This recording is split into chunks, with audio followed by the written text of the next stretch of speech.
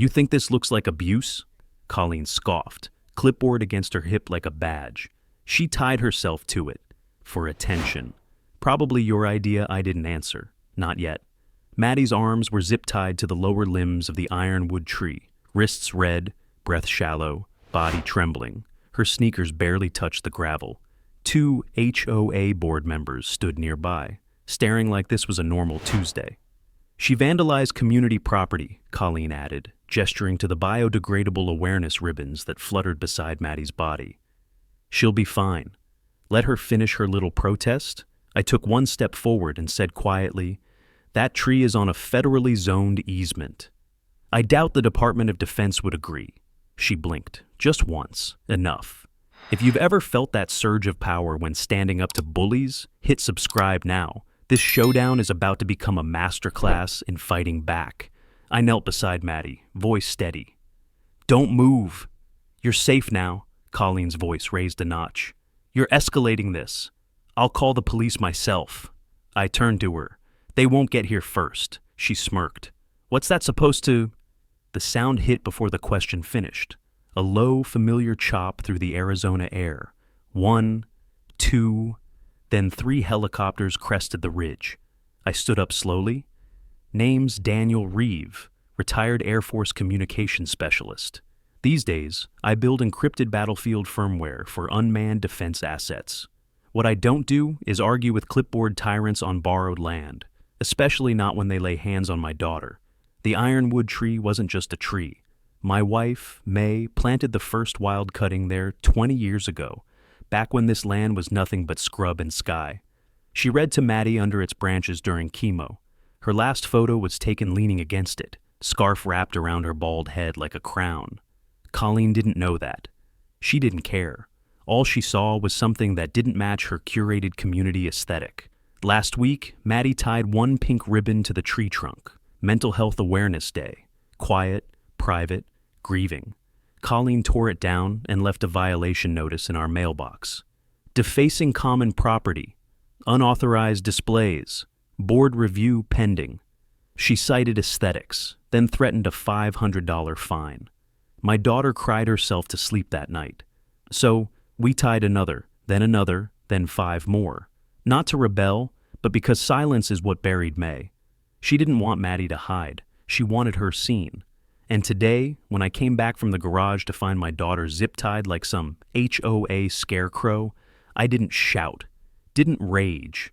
I made one phone call, not to the sheriff, to someone with a bit more air power.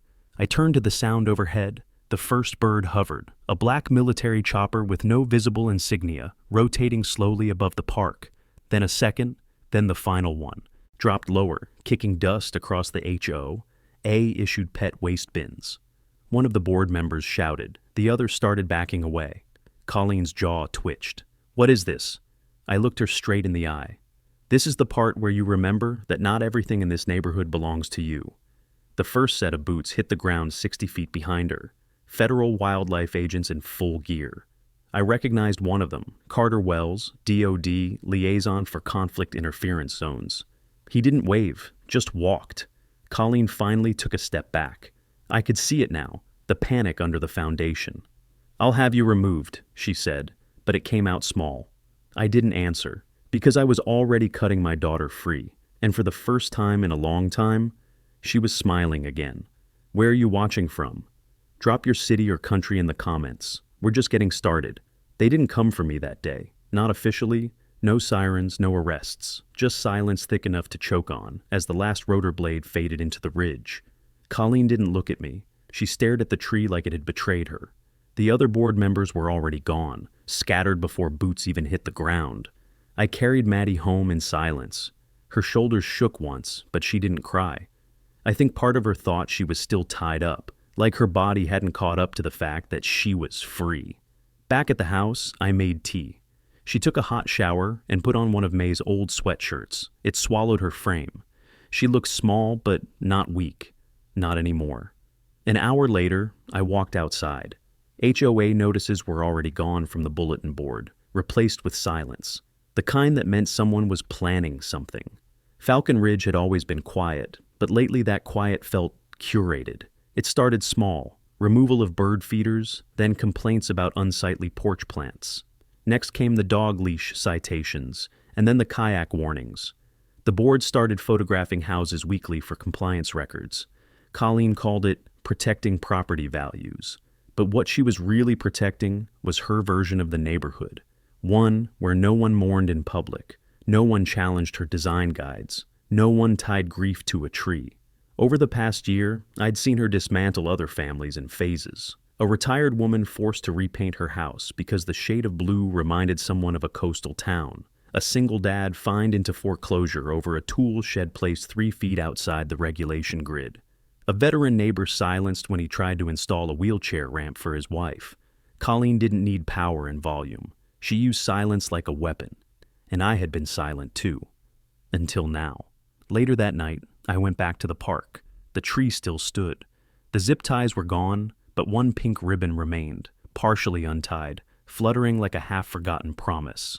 I reached up, tightened the knot, and left it there. I didn't need to make a scene. I needed to make a record. Back home, I sat down at my console. I didn't log into anything federal yet, just opened the public zoning maps, cross-referenced environmental overlays. I already knew the truth, but I wanted to see it confirmed in pixels and boundaries. There it was. Parcel 23B. The ironwood tree sat dead center inside a federally maintained wildlife and communications easement. Technically, the community park encroached 2 feet into a protected buffer zone maintained by the Department of Defense. It had been grandfathered decades ago, but it was still co-zoned, still visible, and still outside Colleen's jurisdiction. I leaned back in the chair. She hadn't just tied my daughter to a tree. She had restrained a minor on restricted federal adjacent land without consent, and she had done it in front of witnesses. Now, it wasn't just about ribbons. It was about jurisdiction, liability, and protocol. The next morning, the HOA newsletter arrived. Front page, unauthorized use of common spaces, community expectations, and safety reminders. A generic photo of the park sat beneath it. No ribbons, no zip ties, just bright filters and fake smiles. But the message was clear. Certain behaviors will not be tolerated. No names, no admission, just a warning wrapped in suburbia. The same afternoon, Maddie came downstairs wearing her backpack. I asked her where she was going. To tie one more ribbon, she said quietly. But I won't if you say no. I looked at her for a long moment, then reached into the drawer and handed her a fresh zip tie, white, thick, tactical. If anyone tries to take it down, I told her, they'll have to get through me first. She nodded, not with defiance, but with resolve, and when she walked back toward that tree, she didn't look back. I watched her until the ribbon fluttered again. This time, no one came to stop her. I noticed him just after sunset, leaning against the gate near the maintenance shed. Armin Gill, same oil-stained boots, same faded green uniform the HOA made him wear, even though he was technically a private contractor. He didn't move when I walked past him toward the park, just looked up, nodded once, then flicked his cigarette into the dirt like it burned too long. I'd seen him before, quiet, efficient, the kind of man who knew how to be invisible without disappearing. But tonight, he wasn't hiding. His shoulders were squared, but his eyes tracked everything. My steps, the wind shifting through the branches, the way Maddie's ribbon pulsed in the dusk. He shifted his weight as I passed. "Daniel," he said. I stopped. "Yeah?" His jaw tightened. He looked down, then at the tree. "I was here. That day," he said, voice low. "When she zip-tied the kid." I didn't speak, just waited. "She said it wasn't her first warning. That you'd ignored written violations. Told the other board members she was enforcing community image. Standards said if she let one display stay, they'd all start demanding exceptions. And you said nothing." His eyes flicked to mine. No anger, just the weight of someone carrying too many silences. "I was holding the rake," he said. "Thought about swinging it." Just for a second. That surprised me, not because I thought he wouldn't, but because he admitted it. "She threatened to pull my contract last month," he added. "Said I was loitering near the community gym. I was fixing a busted sprinkler. You know that dome camera by the sidewalk?" I nodded. "She aimed it at my truck. Said it was protocol. Since then, I keep my head down." He let the silence stretch. "I don't blame you. I said finally. But I can't protect her anymore. And I can't pretend this didn't happen. His hands curled around the brim of his hat. He looked down at it like it held more truth than either of us wanted to say. I have footage, he muttered. Phone was in my pocket. Audio, not video. You can hear her. And your girl. Crying, I stiffened. I didn't delete it. I couldn't. He handed me a flash drive. No ceremony, no conditions. Then he turned to leave. I called after him. Why now? He stopped walking, shoulders still tight. He didn't look back. Because she went too far. And because I've got daughters too. That night, I sat in the dark and listened to the audio. The wind was loud. You could hear the scuff of shoes on gravel, the flutter of fabric, the plastic cinch of zip ties. Then Colleen's voice, smooth, dismissive, saturated with false calm. This is for your own good. You'll thank me one day. No one likes a messy yard, or a messy girl. Then Maddie's voice. Please don't. My dad's just inside. Please. I didn't do anything wrong. The pause that followed was long and cold. Then came the plastic rattle again, the sound of nylon against bark. Another pull, my hands clenched around the armrest. The skin across my knuckles felt raw. I stopped the recording halfway through. I didn't need to hear the rest. I already knew what came next. What I hadn't expected was the next morning, another violation notice. This one slipped under our front door instead of mailed. Bold red letters. Pattern of hostility toward board authority. Final compliance deadline. Pending board action. No mention of the tree, no mention of the helicopters, just a thinly veiled threat buried beneath HOA jargon. They were doubling down. And I wasn't going to let them. That afternoon, I checked the external drives in my security drawer. I pulled the copy of the zoning overlay from last night, then opened my direct access channel to the DoD liaison directory, not to report, not yet, but to verify. The boundaries hadn't moved. Parcel 23B still shimmered under the federal jurisdiction overlay, still confirmed as active buffer, still marked with the same three-letter clearance. Code I'd seen deployed near unmanned flight corridors. That meant the ground was still mine, and soon Colleen was going to find out just how small her clipboard really was. I didn't sleep that night, not from fear, just calculation. Rage had burned clean through hours ago, leaving only cold clarity in its place. The kind I remembered from deployment, when silence meant the next move was yours. By morning, they made theirs. A new HOA bulletin went up, this time laminated and zip-tied to every community mailbox. Not just a flyer, an official policy clarification backed by all board signatures. Unauthorized symbolic displays, political signage, and personal memorials are not permitted on community property, including but not limited to trees, sidewalks, and shared fences. Violations will be met with immediate fines and administrative enforcement. They hadn't just targeted Maddie's ribbons. They targeted the tree. They wanted to erase it all. I walked to the park, passing 3 neighbors who avoided eye contact. One woman from the East Loop actually crossed the street. When I reached the ironwood, the pink ribbon was gone. Again, cut clean, no trace of it in the wind. In its place was a yellow plastic stake punched into the dirt with an HOA tag, pending landscaping maintenance. A grave marker, dressed like pruning protocol. Colleen wasn't just enforcing policy now, she was baiting me. I stared at the stake for a long time. Then I took out my phone and snapped a photo, framing it carefully against the ironwood bark. As I turned, I saw her. Standing across the lawn, arms folded, lips pressed into something that tried to resemble a smile, Colleen Durrett in her Sunday beige pantsuit, clipboard tucked under one arm like it completed her spine. I assume you've read the new update, she said, her voice floating over the gravel path. I have. Then you know we're well within rights to begin maintenance. Several residents have expressed concern about tree overgrowth and root spread. I walked forward slowly, boots kicking up dust. Tree's been here 20 years. Doesn't exempt it. It's technically on HOA maintained land. I didn't raise my voice. It's not. Her smile slipped, but she caught it fast. You've always been difficult, Mr. Reeve. Always. Separate that word. It landed like a nail. She tilted her head. Your military background is respected, of course, but this is a neighborhood, not a forward operating base. Your daughter's behavior has made many uncomfortable. Emotional theatrics aren't policy exceptions. I could feel it. the calculation behind her eyes. She wasn't careless. This wasn't impulsive. It was a campaign, dressed in bylaws and block fonts. What happens if I replace the ribbon? I asked. Further sanctions. Possibly even legal review. You've already been warned about hostility. And the tree? She smiled again. Trimmed or removed, whichever best preserves the uniformity of the park. I wanted to speak, but there was a low hum in my chest now. The same one I used to get before UAV launches. The sense that something bigger had already moved into place. She turned and walked away without waiting for a reply. That afternoon, I contacted a friend from my former unit.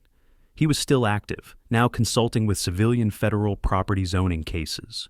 We talked in code, nothing official, just long pauses and keywords.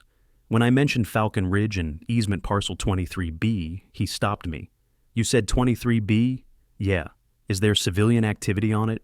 Unapproved. Another pause, then, don't touch anything. I'll send the link. He didn't say what the link was, but I knew it wouldn't be public. 10 minutes later, it came through, an encrypted satellite overlay with thermal tagging and jurisdiction flags. A blinking zone marked with a yellow triangle sat directly on the park. The flag read, Buffer, Mill Signal Priority, no physical interference without authorization. And in smaller letters, Civilian Escalation Triggers, Interference Protocol, Class 2. That was all I needed. They weren't just messing with my family, they were interfering with land that didn't belong to them. And the next time they tried to cut that tree, it wouldn't be me they'd answer to. By morning, I'd already printed the satellite overlay and tucked it into the manila folder labeled only with a red dot. I wasn't taking it to court, not yet. This wasn't about lawsuits or angry neighbors. This was about something bigger, about setting the stage before the next move came. I knew Colleen. She didn't lash out without cover. If she was going to have that tree removed, it wouldn't be with shears and gloves. It'd be with a contractor, someone plausible, someone insulated. So I waited. It didn't take long. Around 10 a.m., I saw the utility truck rumble through the gates. White cab, magnetic sticker peeled halfway off the side, trailer hauling a commercial chipper. They parked near the clubhouse and pulled out orange cones like it was just another Tuesday. One of the workers walked up to the tree, clipboard in hand. Same kind Colleen carried, same check boxes. I crossed the park before he got a chance to swing a blade. You got a permit? I asked, calm. He blinked. Young guy. Probably didn't know anything about jurisdiction overlays. I got a work order from the HOA, he said, holding up the paper. I took it, scanned it. No municipal stamps, no city codes, just a note that read, tree obstructing sightline, approved for partial limb removal. Authorization, CD Arret. I held the page up. You see a name from the city? From Wildlife Services? Anything with a federal stamp? He hesitated.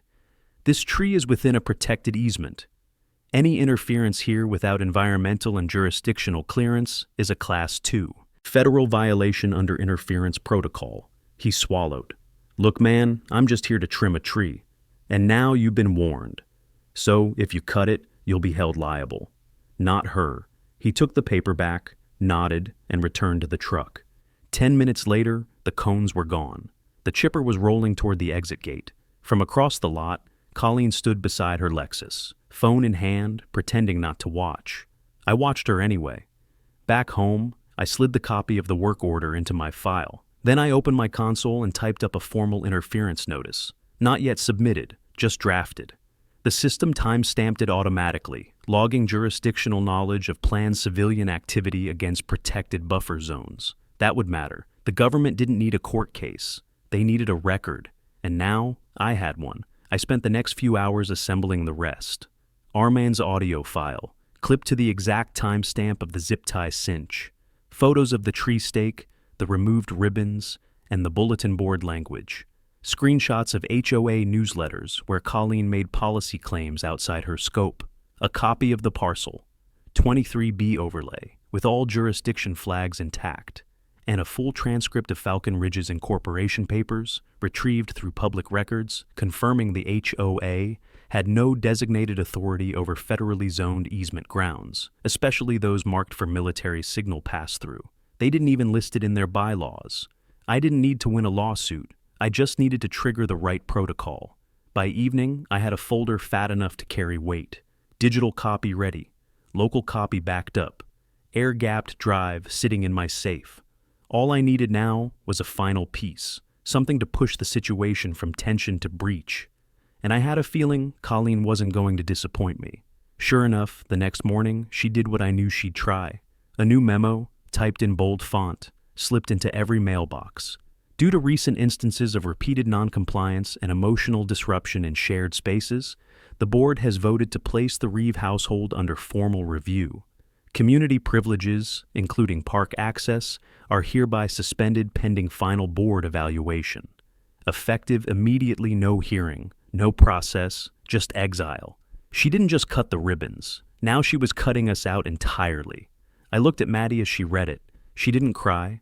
She folded the letter slowly, handed it to me, and said, "I think she just made a mistake." She had no idea how right she was. The suspension notice wasn't just symbolic. That afternoon, a security guard, new, unfamiliar, private firm badge, followed Maddie and me through the community gym parking lot. He didn't speak, didn't touch, but made it clear we were being watched. The kind of silent surveillance that wasn't meant to enforce safety, just to humiliate. We left without a word. When we got home, there was a second letter taped to our door, this one handwritten. Several neighbors have voiced discomfort with your daughter's public displays. Please consider more appropriate ways of processing grief. No signature, no return address. Just shame dressed as concern. Maddie read it in silence, then walked into her room and shut the door. I stood there for a moment, letter in one hand, the same knot in my chest returning, the kind that used to settle in when we'd lose contact with a drone feed over hot zones. Not panic, just inevitability. I took a long breath and went into the garage. In the far cabinet, behind a stack of rusted toolboxes and May's old winter blankets, was the case, matte black. No insignia. I popped it open and lifted the secure satellite transceiver from its foam nest. Not military issue anymore, my personal rig, fully legal, fully encrypted. I brought it into my office and powered it up. The uplink pulsed steady. I typed slowly, with precision. Interference protocol. Flag location, parcel 23, B, Falcon Ridge Estates. Incident, civilian authority. Overreach into buffer zone. Nature. Physical obstruction, restraint of minor, targeted exile. Request, advisory review, immediate response. Window attached every file, Armand's audio, zoning overlays, footage of the contractor truck, copies of newsletters, memos, digital timestamps, the works. I didn't need an answer, I just needed them to see it. The system didn't give confirmations, it never did. It just blinked once and moved to standby. Somewhere, on a server behind locked doors, my notice was logged, reviewed, prioritized. That was how protocol worked. The next morning, everything was quiet. Too quiet. Until 6:07 a.m., I stepped out onto the porch with my coffee and saw the trucks. 2 of them, not federal, private, Arbor logo on the side. Trailer-mounted grinder humming low. Colleen stood beside them, hair pinned back like it was a courtroom appearance. The same beige pantsuit, only this time with gloves. Her expression wasn't smug. It was absolute. She saw me, but didn't acknowledge. The workers set down cones, one unrolled plastic caution tape between the benches. Another unzipped a pole saw. She was going for it. I walked, slow and direct, across the gravel path toward the tree. "Morning," I said flatly. "This is a community operation," she replied. "You've been informed you're not permitted to interfere. Where's your permit?" Her eyes flicked, just barely. "This is authorized under Board Directive 14.4, Emergency Maintenance Authority in Shared Spaces. Still requires environmental clearance. You have it?" No answer. "You're cutting into a federally designated buffer, parcel 23B. Do you know what signal priority means?" She tilted her head. "You think your scare tactics are going to stop this?" I looked past her. One of the workers had paused. He was glancing between us now, unsure. I raised my voice, not loud, just clear. "Anyone interfering with this tree without clearance is subject to Class 2 federal response. That includes contractors. That includes equipment operators. That includes anyone who was warned in writing." The worker lowered his saw. Colleen turned. Keep going. He didn't move, then the air shifted, low at first, then louder, that familiar rotor thump I hadn't heard since the day they took Maddie off the tree. Only this time, I'd made the call first. Over the ridge, 2 dark specks grew fast, unmarked, matte gray. No markings, no noise beyond the blades. Colleen turned, saw them, and stepped back. No words, no clipboard. Just a long, drawn breath. The trucks didn't wait. Engines fired, cones tossed. The grinder trailer lurched back toward the gate without a word. She didn't follow them. She just stood there as the helicopters passed overhead, slow and steady, like judgment. I didn't say a word, because I didn't have to. She finally understood the kind of tree she tried to cut down. That night, it rained. Not hard, just enough to make the gravel sweat and the tree limbs shimmer under the street lamps. I sat on the porch with my boots on, watching the steam rise from the sidewalks. Everything felt heavier in that quiet, like the air knew something had cracked wide open, and no one wanted to name it yet. Around 11:30, I heard the steps, measured, quiet, the way someone walks when they aren't sure they're allowed. Armin stood at the edge of the porch light, hat in hand. His jacket was damp around the shoulders, and his expression was tight, like he'd rehearsed this a dozen times and still didn't know where to start. I didn't say anything, just nodded once and opened the screen door. He stepped inside. We sat at the kitchen table. I didn't offer coffee. He didn't ask for any. For a long time, he stared at the edge of the table like it had answers. Then he finally spoke. "She's done this before." I leaned forward. Not the zip ties. Not like that, but the threats, the staging, making things look like violations when they weren't. He reached into his jacket and pulled out a crumpled folder, the paper inside warped from humidity. Last year, there was a family on East Laurel, new folks, had a kid with a prosthetic leg. Colleen said the basketball hoop they installed was a safety hazard, claimed it violated sightline ordinances. "I remember that," I said. "They moved out after 3 months." He nodded. She told the landscapers to let their lawn overgrow before inspections, so she could issue fines. Then she used those fines to block their pool approval, called it excessive density for the lot size. She manufactured violations. She's been doing it for years. He slid the folder across the table. Inside were printed emails, screenshots, photos, a few time-stamped maintenance orders that contradicted each other. None of it looked like much on its own, but together, it painted something ugly. "You've been collecting this?" He nodded. "Not on purpose. At first, I was just covering my own ass.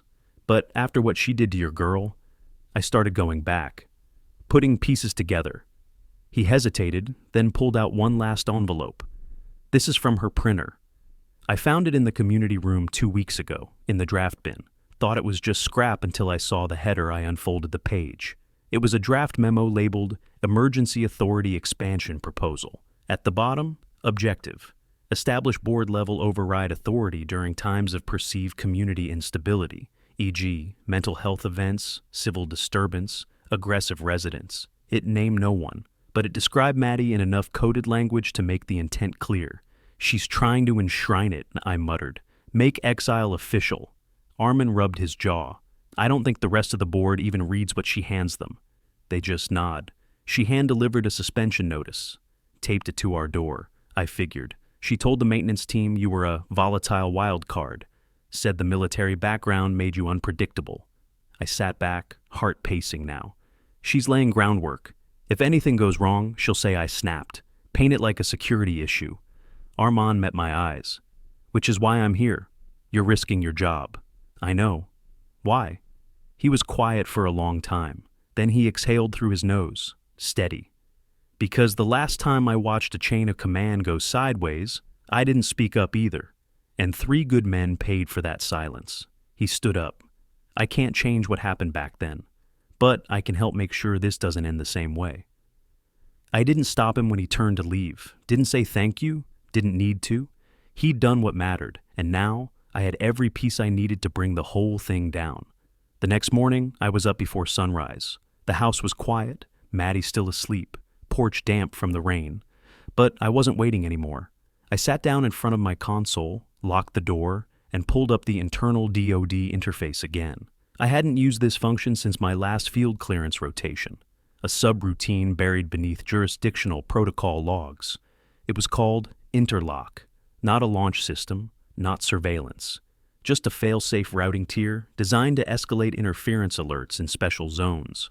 Most people didn't even know it existed unless they had worked deep field or contractor oversight. I keyed in the buffer code, parcel 23B-CR. The system accepted the prefix. Then it asked for a trigger condition. I typed civilian entity, attempting to exert illegal governance over federal buffer zone via documented harassment, exile, and physical interference. Then I uploaded the folder Armand had given me, emails, memos, photos, the draft override policy. Finally, I attached the satellite overlay and linked it to the easement files from the Department of the Interior. It took 47 minutes to encrypt and route. I didn't get a confirmation, just a blinking indicator that said active tier review pending. That meant one thing. Someone with a higher clearance than mine had eyes on it now. Perfect. I turned to phase 2. I printed hard copies of everything, red-stamped the top pages with reference codes, then pulled out a stack of manila folders and started building 3 complete briefing kits. One for the upcoming HOA board meeting, one for the community residents, and one for the city zoning liaison. I didn't plan to argue, I planned to present. No more emotional appeals. No more talking about May. No more mentioning Maddie's grief or the ribbons or the tree. That's what Colleen wanted, to box it all in sentiment so she could wave it away. But this wasn't personal anymore. This was federal. By mid-afternoon, I'd finished organizing everything. I slid the folders into a locked satchel, then made a list of residents I trusted. People who'd stood silent but hadn't signed Colleen's memos. People who'd nodded in passing but hadn't flinched when I walked past. Mrs. Kohler was at the top of that list. She lived on the corner across from the park, and she'd taught Maddie in 5th grade before retiring. Widowed, quiet, observant, always paid attention when people weren't looking. I walked to her house around 3. She opened the door before I knocked. "I saw them out there yesterday," she said before I could speak. "I saw them leave when those helicopters came." "I figured you did." She let me in, no hesitation. We sat at her kitchen table, sunlight pouring through linen curtains, and I handed her the folder. She read in silence for almost 10 minutes. When she finished, she didn't say much, just looked at me with that same sharp clarity teachers carry when they've decided something important. "She's going to fall," she said quietly. "Isn't she?" "She already has. Most just haven't noticed yet." She nodded. "Tell me what you need." "I need you at the board meeting, and I need you to be the one to read the letter." She blinked. "What letter?" "The one I haven't written yet. But it'll be from a resident, not a contractor, not a veteran, just someone who knows what it looks like when power's abused." Her hand hovered over the folder again. "You're making this bigger than just her," she said. "That's the point." She looked at me for a long time, then reached into the drawer beside her, pulled out a pen, clicked it. "Good," she said, "because it's about damn time someone did." By the time I left, 2 more residents had texted me back. The satchel felt heavier now, not just with documents, but with momentum. Colleen had used silence to rule. Now the silence was cracking, and I had everything I needed to push it wide open. By the time the sun dipped behind the ridge, I had 6 confirmations. 6 residents who agreed to show up in person at the board meeting. Not to speak, not yet, but to sit in plain view. No excuses, no hiding, just presence. That was enough. I spent the evening at my desk writing the letter, the one Mrs. Kohler would read. I kept it short, half a page exactly. No accusations, no pleas, just a timeline, facts, dates, witness statements. Descriptions of Colleen's actions using her own board memos, phrased exactly as she'd written them. I ended it with a question. What power structure allows one resident to use fear as policy?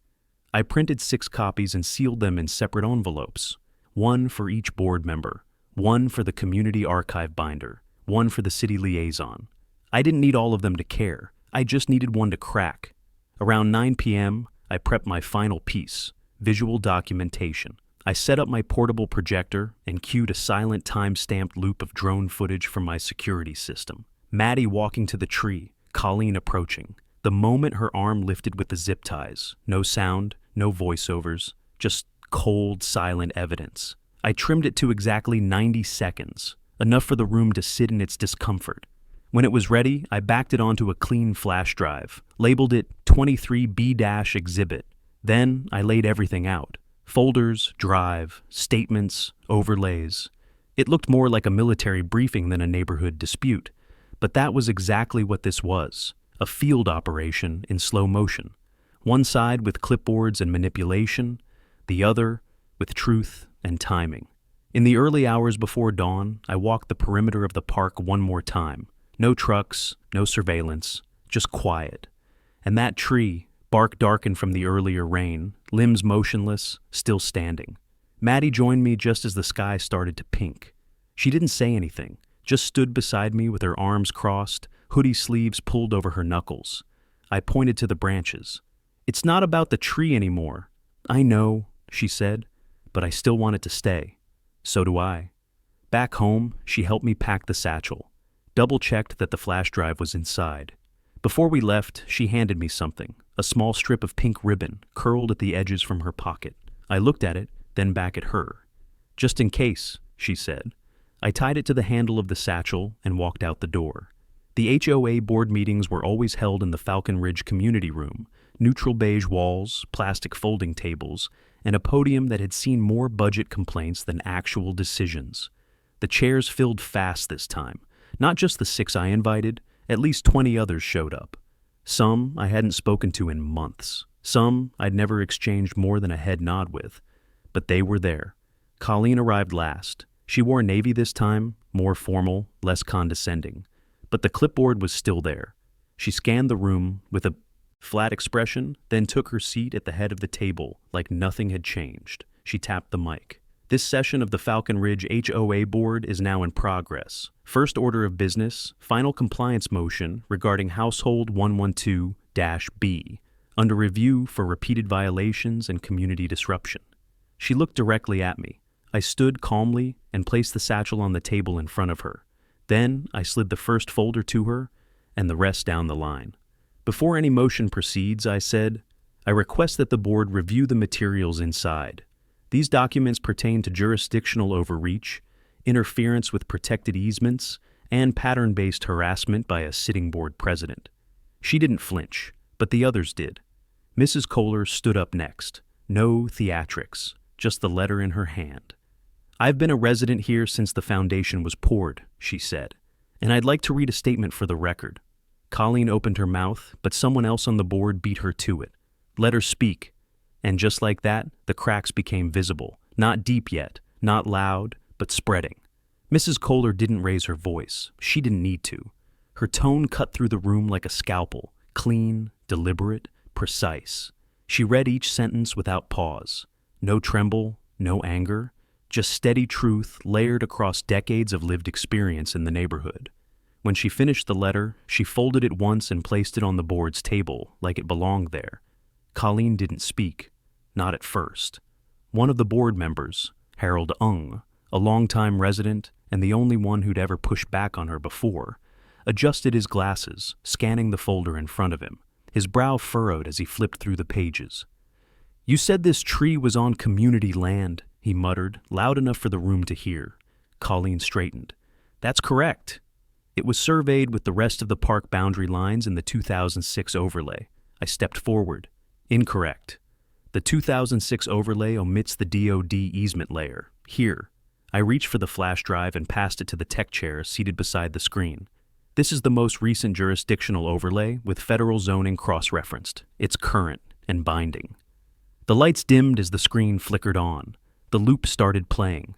Maddie, the tree, Colleen, the zip ties. No one spoke. The hum of the projector filled the silence. Colleen leaned forward as if to stop it, but the screen rolled on. Armand's audio clipped in next. Clean, leveled, no distortion. The words were clear. She tied herself to it. "For attention. Probably your idea." Then Maddie's voice. "Please don't. My dad's just inside. Please." I didn't do anything wrong. The board chair hit pause. The room was still. Colleen drew in a breath. "This is a deeply manipulative presentation. None of you are qualified to interpret easement. law, much less federal interference codes, and That's enough, Harold said, sharp now. You had this man's daughter tied to a tree. That's what's in front of us, not some lawn violation, not a kayak on a porch. She froze. He turned to me. Is this jurisdiction map verified? Yes, I submitted an interference protocol flag last week. It's now in tier review status. Colleen scoffed. You're bluffing. They wouldn't waste military resources on a landscaping dispute. I didn't ask them to. I logged an unauthorized incursion on protected communications ground and interference with a minor, which is why those helicopters showed up last time, unsolicited. Another board member, Lana Vesic, a finance analyst, spoke up for the first time all meeting. If that tree is protected land and she ordered contractors onto it, are we liable? Everyone turned. That was the pressure point, not morality, not outrage, exposure. Harold looked at Colleen again. Did you verify jurisdiction before issuing that removal order? I was told. That's a no, she bristled. This meeting has lost its structure. I move we suspend all further presentations until we consult with legal. Harold didn't blink. Seconded? No one spoke. No second, he said, his voice cool. Motion dies. Colleen stood slowly. You're going to let him bully you with scare tactics and maps? No, he replied. We're going to let the evidence speak. He turned to me. Mr. Reeve, please remain available while we formally review the jurisdictional files. I nodded. Colleen turned and walked out without another word. No storming, no threat, just absence. And somehow, that was louder. When the meeting adjourned, I stepped outside into the night air. Maddie was waiting near the edge of the lot, hands stuffed into her hoodie. Well, she asked. I looked back toward the door. It's moving. Is that good? It's not over. But it's moving. She nodded and looked past me, toward the park. The tree stood like it always had. Only now, it didn't feel like a target. It felt like a line in the sand. The next morning, the neighborhood woke up different. No bulletins, no warnings in red envelopes, no Colleen. Someone else had posted a temporary notice to the clubhouse door, neatly typed without logos or threats. Emergency HOA session adjourned pending legal review. Residents will be notified of next scheduled board meeting. It didn't say who wrote it, but the paper was taped up with blue painter's tape, not staples. That alone said everything. By 10 a.m., word had spread. People who hadn't spoken to me in over a year were waving from their porches. One man from the East Loop, Brian, the guy with the flagpole Colleen made him shorten, stopped his car just to nod once through the window. That was the kind of thing we didn't do out here. But today, it felt like everyone was holding their breath, waiting to see if this shift would stick. By noon, my satchel was packed again. Same documents, same overlays. But this time, there was one addition, a letter from the Office of Military Buffer Oversight, verifying that my submitted interference report had triggered temporary jurisdictional audit proceedings for Falcon Ridge Estates. I made 5 copies. At 2 p.m., the emergency session convened, publicly this time, not in the clubhouse, not behind a locked door, but under the shade of the very tree Colleen tried to erase. Harold called it. His name was now listed on the HOA website as acting chair, pending investigation. Colleen's name had been removed without ceremony, just deleted, like she'd never held the seat. Residents brought folding chairs. Some stood. A few brought coffee, as if trying to make it feel casual. But no one talked much. The air was thick with attention. Harold didn't use a microphone. He just stepped forward, folders in hand, and said, "We're here to acknowledge a failure." That was it. No preamble, no agenda readout. He held up the jurisdictional map.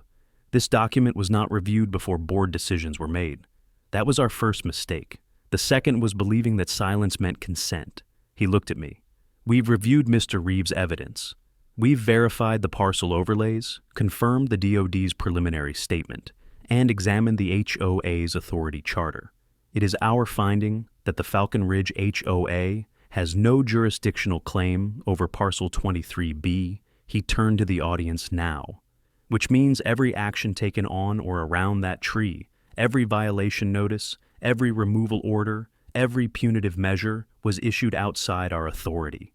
There was a murmur in the crowd, low, then rising. Harold raised his hand. In light of this, the board is formally issuing a retraction of all citations directed at the Reeve household. Additionally, we are moving to suspend the enforcement clauses that permitted unilateral action by any one board member. A few people clapped, tentatively at first, then more. It wasn't a roar, not yet, but it was a shift. Mrs. Kohler stepped forward next, holding a short statement. She didn't read it aloud, just handed it to Harold and said, "For the archive." Then she walked to the tree and tied a new pink ribbon to the lowest branch.